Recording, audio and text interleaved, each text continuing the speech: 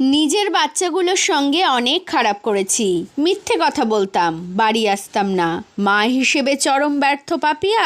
একসময় বাংলা ইন্ডাস্ট্রিতে দাপিয়ে কাজ করেছেন অভিনেত্রী পাপিয়া অধিকারী। খুব অল্প বয়সেই অভিনয় জগতে এসেছিলেন। বাংলা, তামিল, ভোজপুরি সব মিলিয়ে তার ঝুলিতে রয়েছে 100-রও বেশি ছবি। পরবর্তী সময়ে বিভিন্ন ধারাবাহিকেও তার দেখা মেলে। কেরিয়ারের মধ্যগগনে বৈবাহিক বন্ধনে আবদ্ধ হন তিনি।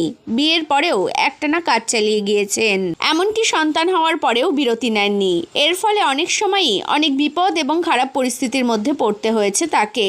সন্তানদের পর্যাপ্ত সময় দিতে না পারায় তাদের সঙ্গে বেড়েছে দূরত্ব। সম্প্রতি সেই অভিজ্ঞতার কথাই এক সাক্ষাৎকারে ভাগ করে নিলেন অভিনেত্রী। তার কথায়, আমি একটা খুব বাজে কাজ করতাম। যেহেতু কাজের সূত্রে বেশিরভাগ সময়টাই বাইরে কাটাতে হতো, তাই ফিরে এসে অনেক কাজ অতিরিক্ত করে ফেলতাম। যারা বাইরে বাইরে কাজ করেন, আমার মতো দয়া করে এটা করবেন না। একই দিনে সিনেমার কাজ, একই দিনে ঘুরতে নিয়ে যাওয়া সব করে ফেলতাম, যার ফলে আমার সন্তানরা ক্লান্ত হয়ে পড়তো। আমি ছেলেমেয়ের সাথে এত খারাপ করেছি যে ছোটবেলায় ওরা আমাকে হঠাৎ মা বলতো।